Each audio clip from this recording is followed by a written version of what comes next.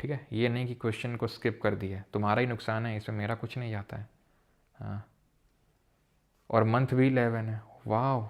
और CPU toppers को भी 111111 रुपये पेटीएम में प्राप्त हुए, वाह यार, वाह, व्हाट अ कोइंसिडेंस। हमने आज 11 आर्टिकल पढ़े, 11:11 पे क्लास खत्म हुई, 11वां महीना चल रहा है और 11 रुपये मिले हैं टॉपर्स को। ऐसा मतलब ऐसी बात चल रही है तो मतलब कुछ तो है इस 11 में, द 11 फीवर। हाँ, और 11,000 लोग लाइव भी हैं। ओ शिट मैन, शिट, 11,000 लोग लाइव भी हैं भाई। क्या है 11 में आज, वाह। और तो कुछ नहीं है, देख लो 11 में कहीं और तो प्यारा नहीं दिख रहा है। विच ऑफ द फॉलोइंग, अभी 10 हो गए लेकिन अभी इससे पहले तो 11,000 ही थे पूरा। हाँ, 11,000 वॉचिंग भी थी, यस। खैर, an amendment has to be moved in the parliament under article 368 of the constitution. अब फिर से 11,000 करो यार, मतलब क्या 10,000 कर दिए, थोड़ा सा इसको करो 11,000, तो फिर थोड़ा स्क्रीनशॉट लें हम उस 11 का। तो गलत होगा बिकॉज अमेंडमेंट नहीं करना होता आर्टिकल 368 के तहत। अगर आपको कोई भी चेंजेस करने हैं, अगर आपको कोई नया स्टेट क्रिएट वगैरह करना है, ऑल्टर करना है उसकी बाउंड्री वगैरह को, ratification half of the state, कुछ रैटिफिकेशन नहीं चाहिए, सिर्फ उनका क्या चाहिए, अमेंडमेंट होता ही नहीं है, सिर्फ उनकी हमें आर्टिकल नंबर 3 के तहत जो अगर हम चेंजेस कर रहे हैं तो उनकी सिर्फ हमें रिकमेंडेशन चाहिए। The legislation can be pass by simple majority of both the houses of parliament, सिर्फ साधारण बहुमत चाहिए। उनकी सिर्फ स्टेट्स की रिकमेंडेशन लेनी होती है, जिसके लिए उस बिल को लाने से पहले हमें किससे वो देना होता है बिल, वो देना होता है प्रेसिडेंट को। प्रेसिडेंट उसको टेबल करता है कहाँ पर, स्टेट लेजिस्लेचर में पूछता है, राज्य के विधानमंडल में, देन उसकी रिकमेंडेशन एक्सेप्ट करे ना करे, डिपेंड्स। ओके, चलो। The citizenship act of 1955 deals with the determination of citizenship on और आफ्टर। तो किससे डील करता है सिटीजनशिप से? हम हो रहे हैं 9-11। बेटा अभिषेक शर्मा सर, आज 11 भी है, मतलब 11 मतलब क्या है, 11 क्या है, 11 नंबर पर सेक्टर लगाओ सर आज। हाँ लगाता हूँ आज, ड्रीम 11 तो रहा नहीं यार, ये भी देखो 11 की तरह लग रहा है। वाह यार, ठीक है। तो ये एक्ट जो है ये 26 जनवरी 1950 के बाद से डील करता है, इससे पहले 5 से 8 तक जो आर्टिकल्स हैं। Which of the following areas have been exempted from the purview of Citizenship Amendment Act of 2019? ये सीरीज 2024 से क्वेश्चन है, बड़े आसानी से आप इसको आंसर कर सकते हैं। कौन से एरिया होंगे? तो हमारे ये 6 शेड्यूल एरिया होंगे, ठीक है, क्योंकि इनको स्पेशल प्रोविज़न मिले हुए हम पहले भी देख चुके हैं, ठीक है। स्पेशल इनके पास प्रोविजंस हैं। यहाँ पर क्या होता है, यहाँ पर होती है आपकी autonomous district council, ADCs। The constitution 35th amendment act of 1974 is related to which of the following states. तो 35वां संविधान संशोधन किससे एसोसिएटेड है ये? मिजोरम मोलासिस बेसिन से? नो। सिक्किम से? यस। तो 35th अमेंडमेंट से पहले ये क्या बना, एसोसिएट स्टेटहुड का दर्जा मिला, और फिर 36 जो अमेंडमेंट हुआ था 1975 में, उससे इसको कंप्लीट स्टेटहुड का दर्जा मिला। तो ध्यान रखना है। 6th करिए, मैचिंग करना है। नाम क्या है आसमा, और जीके किससे पढ़ती हूँ, जल्दी बताओ।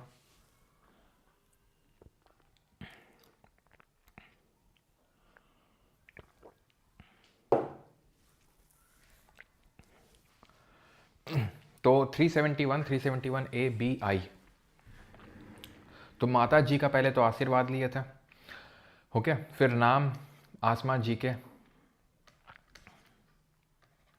2134, बहुत ही आसान क्वेश्चन है, देख लो इसी बार का सीरियस है क्वेश्चन है। नाम आसमा जी के, नॉट करेक्ट। इनमें से गलत कौन सा है? CISF में असिस्टेंट कमांडेंट बने गाइस।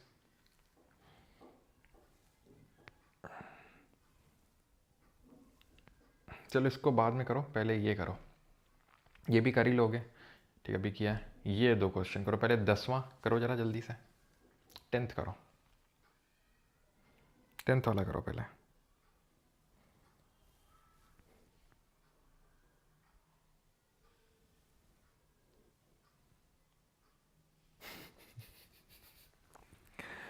मिलोनी जी का क्वेश्चन है, सर ये इंडिया में बार बार कास्ट सर्टिफिकेट और मूल निवास रिन्यू क्यों करना पड़ता है? हमारे इटली में तो ऐसा नहीं होता है, सो दैट कि फ्रॉड को रोका जा सके। ऐसा आपके इटली जैसा तो नहीं है ना मिलोनी जी। और ये सवाल आप मोदी जी से तो पूछ सकती थी अगर आपकी बात होती है रोज़ तो। ओके, ठीक है। Under article number 371 of the constitution, तो which of the following item the acts of the parliament of India shall not apply to the state of Nagaland unless जब तक कि वहाँ की लेजिस्लेटिव असेंबली नहीं बता देगी तब तक। तो रिलीजियस और सोशल प्रैक्टिसेस होगा, वहाँ एक कस्टमरी लॉ होगा, ownership and transfer of land भी हमने देखा था कि जो ट्राइबल एरियाज़ हैं वहाँ पर इतना आसानी से ट्रांसफ़र नहीं हो सकता है ओनरशिप लैंड का। Boundaries of Nagaland with other state, तो नागालैंड इसका भैया को तुम खुद सोचो यार, तुम खुद सोचो, अपना दिमाग लगाओ, बुद्धि लगाओ। हाँ, मैंने क्या बताया था, लद्दाख को क्यों 6 शेड्यूल नहीं दिया जा रहा, क्या गवर्नमेंट का लॉजिक हो सकता है। वो नॉर्थ ईस्ट का स्टेट है, चाइना बोलता ही रहता है कि पूरा अरुणाचल हमारा है। तो और अभी हमने देखा है article number 1, no state has right to secede from the union. फिर इंडिया फेडरेशन है लेकिन उसमें सेंटर को ज़्यादा पावर मिली हुई है। क्यों मिली हुई, तो मैंने आपको बताया था बिकॉज नेशनल यूनिटी को भी इंश्योर करना है, नेशनल यूनिटी को इंश्योर करना है। तो नागालैंड की असेंबली के पास इतने पावर नहीं होंगे कि वो ये डिसाइड करेगा, ठीक है, कि उसकी बाउंड्री दूसरे राज्य के साथ कितना क्या होगा, इतना पावर नहीं है। वो पावर पार्लियामेंट के पास ही रहेगा। वैसे आप इसको भी कर सकते हैं, देख रहे हैं 11th क्वेश्चन, कुछ तो है भाई 11th में आज। As per Article number 371G of the Constitution of India, special provisions have been made with respect to the state of Mizoram. वही अगेन अकॉर्डिंग करो, उसको पढ़ो और करो, वही उसी तरीके का पूरा सेम तरीके का क्वेश्चन है ये सीडीएस 2 2024 है। ये किसमें आता है, एनडीए 1 2024।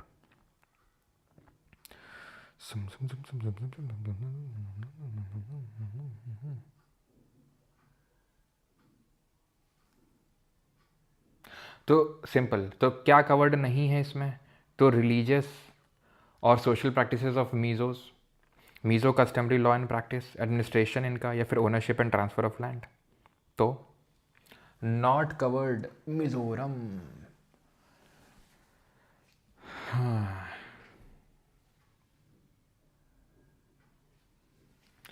तो रिलीजियस और social practices of Mizos covered है। Mizo customary law and procedure ये भी कवर्ड होंगे। Administration of civil and criminal justice involving decisions according to Mizo customary law, ये भी आपके कवर्ड हैं इसमें। और ownership and transfer of natural resources, ठीक है, no act of parliament shall apply on certain matters unless the legislative assembly of Mizoram so decides by resolution, which of the following matters is not, ठीक है। Ownership and transfer of land, क्योंकि 6th schedule में आता है मिजोरम, ठीक। और याद है आपको ATM मनी, असम, त्रिपुरा, मेघालय, मिजोरम। तो यहाँ की ट्राइबल एडवाइजरी काउंसिल डिसाइड करेगी ownership and transfer of land, ना कि लेजिस्लेटिव असेंबली, ठीक है। अब आ जाओ, कर लो यहाँ वाले क्वेश्चन SSC के। According to the constitution India is a what, India is a what, commonwealth of state, federation of state, confederation of state. तो India is a union of state.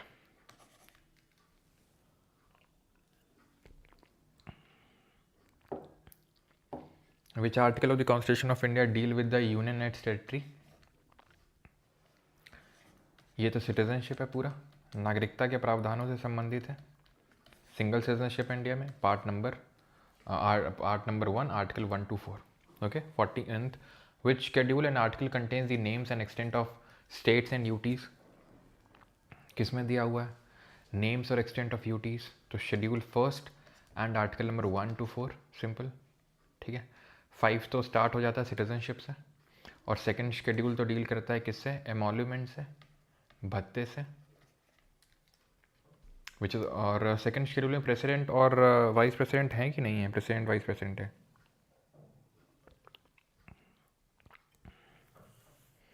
Which of the following is mention in article number 1 of the constitution, भारतीय संविधान के अनुच्छेद 1 में निम्नलिखित में से किसका उल्लेख है। India that is Bharat shall be as federation of state, India that is, तो ऑप्शन नंबर ए ही आंसर होगा। अगला करिए। Admission and allocation of new states is mentioned in which of the following articles of the Constitution? Admission और allocation of new states बताइए। Admission और establishment of new state, ये किससे बात कर रहा था, डील कर रहा था, फॉर्मेशन ऑफ न्यू स्टेट्स। ये है फॉर्मेशन ऑफ न्यू स्टेट्स। और एडमिशन या एस्टैब्लिशमेंट पूछेगा तो 2। करिए एनटीपीसी में क्वेश्चन पूछा गया है, अगर आर्टिकल नंबर 2 और 3 की तरह चेंजेस करने हैं तो what type of majority is required to pass laws under article 4 clause 2 in Indian parliament.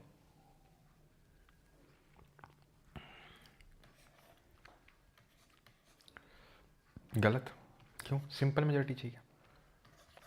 Option number D, simple majority मतलब 2/3 प्रेजेंट वोटिंग बोलते हैं उसको। पढ़ेंगे आगे। ये करिए 18th पढ़िए और करिए, ये हिंदी में रहा आपका।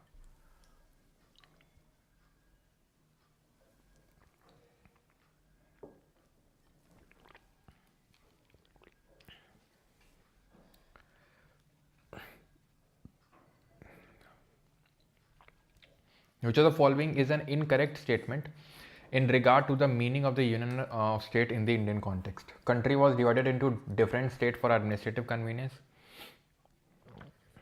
The Indian Federation was the result of an agreement by कोई रिजल्ट ऑफ एग्रीमेंट नहीं था, कोई एग्रीमेंट नहीं हुआ फेडरेटिंग यूनिट्स के बीच में।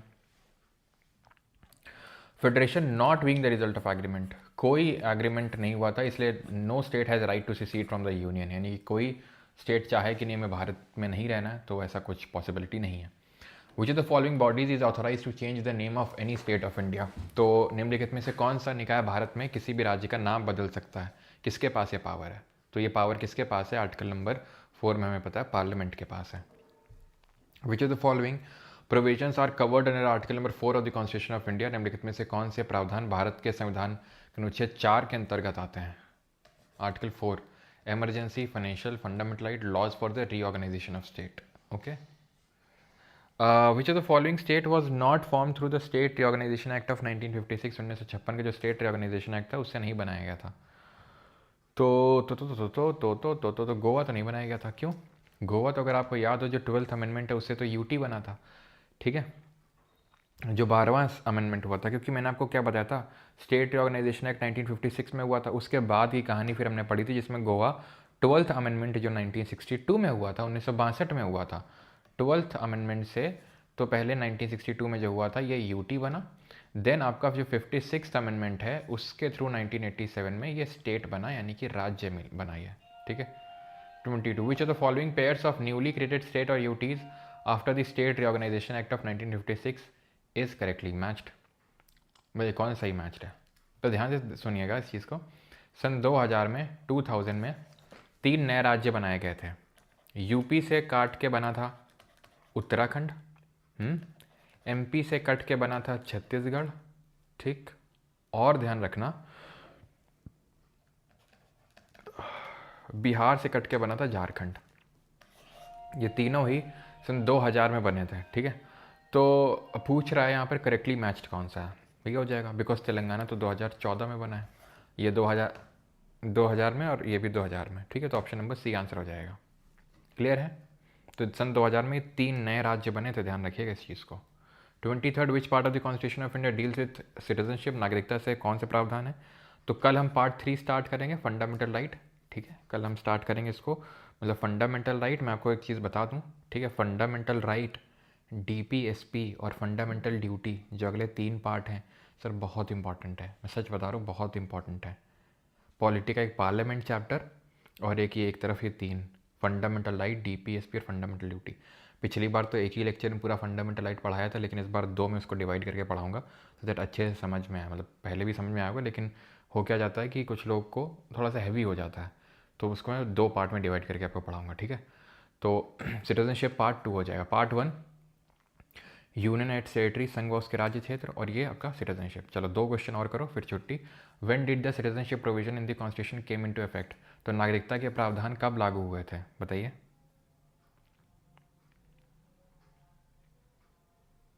क्या 15 रॉन्ग? 15 में क्या दिक्कत है? ओके सॉरी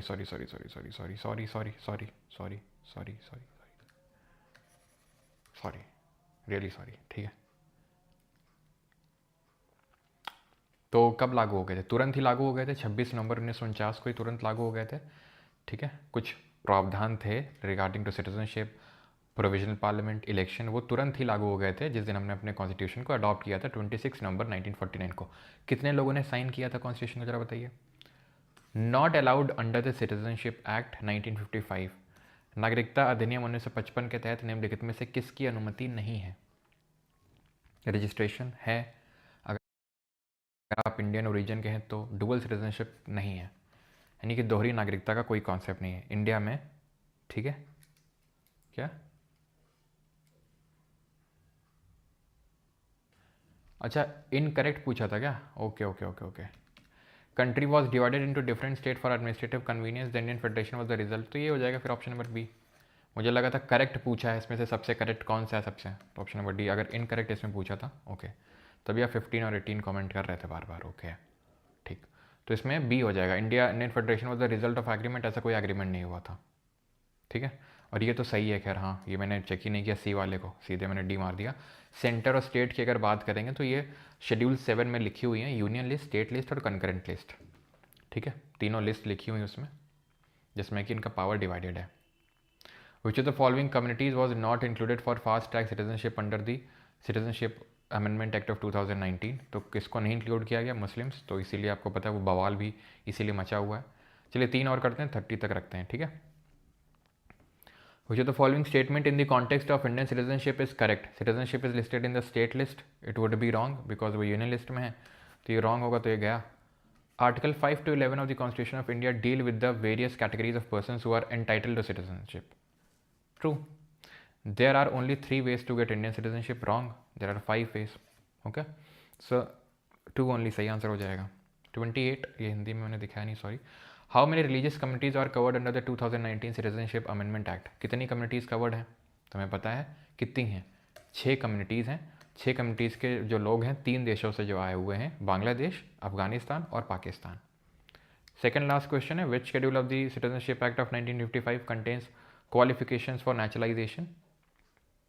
बता, विच शेड्यूल ऑफ, कौन सा शेड्यूल है जो सिटीजनशिप बाई नेचुरलाइजेशन का वो कैरी करता है? तो शेड्यूल या सेक्शन मान सकते हो। Section 3 birth, decency, registration, naturalisation, corporation territory. 4, 5 birth, decency, registration, naturalisation, ठीक है। तो okay okay okay okay, schedule की बात कर रहा है इसमें।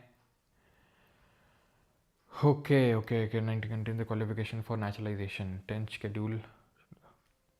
ये शेड्यूल वो मत समझना तुम, ठीक है, ये शेड्यूल वो मत समझ लेना कॉन्स्टिट्यूशन वाले, ठीक है। ये 3rd शेड्यूल होगा इसमें, ऑप्शन नंबर डी। ये वो वाले शेड्यूल नहीं है जो हमने पढ़े थे कॉन्स्टिट्यूशन में। ये शेड्यूल बात कर रहा है जो सिटीजनशिप एक्ट है 1955 का, उसमें जो डिफरेंट शेड्यूल दिए हुए हैं उसकी बात कर रही है, ठीक है, उसकी बात कर रहा है। यहाँ पे कहाँ गया वो? ओके, यहाँ पे हमने जो देखा था दैट वाज दिस थिंग, ये सेक्शन था, ठीक है, ये चीज़ जो थी ये सेक्शन थी आपकी, सेक्शन 3, सेक्शन 5, 4, सेक्शन 5, सेक्शन 6, लेकिन ये चीज़ यहाँ पे शेड्यूल की बात कर रही है, ठीक है। तो 3rd शेड्यूल आंसर होगा यहाँ पे, ओके चलो। And the last question is this, under which article of the constitution is citizenship at the commencement of the constitution defined? 11? 11 तो नहीं है। 11 में तो ये लिखा हुआ है कि पार्लियामेंट के पास पावर है बनाने की सिटीजनशिप को लेकर प्रोविजंस। 10 में क्या लिखा हुआ है? Continuance of the rights of citizenship, it is the article number 5। 6 तो उन लोगों से डील करता है जो पाकिस्तान से आए हैं, उनसे डील करता है। 7 किससे डील करता है बताओ? 7 किससे डील करता है? जो लोग भारत से पाकिस्तान गए थे फिर पाकिस्तान से भारत आए, ओके। तो आर्टिकल नंबर 5 यहाँ पर आंसर होगा, ऑप्शन नंबर बी। चलिए बाकी के क्वेश्चन आपको करने हैं, आपके लिए होमवर्क है, ठीक है। ये वाला एक कर लेते हैं, ओसीआई वाला। ओसीआई होल्डर्स आर, भारत के विदेशी नागरिक धारक हैं कौन? Persons entitled to hold constitutional post, Indian citizens with voting right, dual citizenship of India, foreign nationals with special provisions. तो बहुत आसान है ये, कि मैंने आपको बताया था वोटिंग राइट नहीं है, वोटिंग राइट नहीं है तो कोई कॉन्स्टिट्यूशनल पोस्ट भी ऑब्वियस सी बात है नहीं होल्ड कर सकते हैं। डुअल सिटीजनशिप तो भारत में चलती ही नहीं है, तो ये कौन है? ये फॉरेन नेशनल्स हैं, ठीक है, जिनको कुछ स्पेशल प्रिविलेजेस मिले हुए हैं, जैसे कि आपको वो मैंने बताया था, ठीक है, ये सब आप कर लोगे। जैसे कि मैंने आपको बताया था वीज़ा वाले राइट्स हो गए, ओके। चलो एक आखिरी question, according to citizenship act how many years must a person ordinary reside in India to apply for citizenship by naturalisation?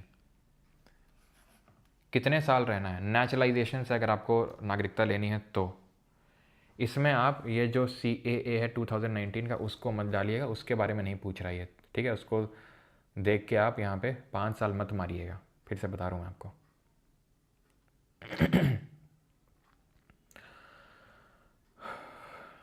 क्या आंसर होगा यहाँ पे? तो आंसर हो जाएगा 12 साल। ठीक है, ऑप्शन नंबर बी, 12 साल रहना है। विच amendment of the citizenship act introduce the provision that an illegal migrant can not acquire citizenship by nature. यानी कि कब ये प्रोविजन लाया गया था कि जो इलीगल माइग्रेंट है वो नागरिकता नहीं ले सकता या तो नेचुरलाइजेशन से या रजिस्ट्रेशन से? 2003 में, 2005 में, 1986 में या 2015 में? तो मैंने आपको जो भी चीज़ बताई थी तो 1987 से लागू हुई थी, तो 1986 में अमेंडमेंट हुआ था, या 2004 में हुआ था क्योंकि 2003 में अमेंडमेंट हुआ था। 2003 इसका सही आंसर है। 2003 में अमेंडमेंट हुआ था कि इलीगल वाला अगर आप चीज़ यहाँ पे देखो तो मैंने यहाँ पर बताया था आपको। ठीक है, 2004 में या तो ऐड हुआ है कोई प्रोविज़न या 1987 में। ठीक है, चलो तो बाकी ये आप कर सकते हैं। किस अमेंडमेंट से ट्रांसफ़र करी गई थी land from India to Bangladesh? आसान है, 100th वाला है ना। चलो तो फाइनली हमारा लेक्चर होता है ख़त्म। अब बाकी के क्वेश्चन आप कर ही लेंगे, जैसे ये वाला भी क्वेश्चन। ठीक है, which principle of citizenship did India start following most strictly after the 2003 amendment? Dual, जस सॉली, यूनिवर्सल सिटीजनशिप है विद जस सैंगनी। तो क्या हमने फॉलो करना शुरू कर दिया? तो सॉली चलता था पहले। ठीक है, फिर 1987 में हो गया जस्ट सैंगनी, और 2003 में क्या हो गया कि दूसरा वाला 2003 अमेंडमेंट ने क्या बोल दिया, दूसरा वाला इलीगल माइग्रेंट नहीं होना चाहिए। ठीक है, तो ये चीज़ हो गई। ओके, चलो थैंक यू एवरीवन, धन्यवाद। और ये क्वेश्चंस आपको खुद से करने हैं। ओके, ये आपको पूरे क्वेश्चंस का जो PDF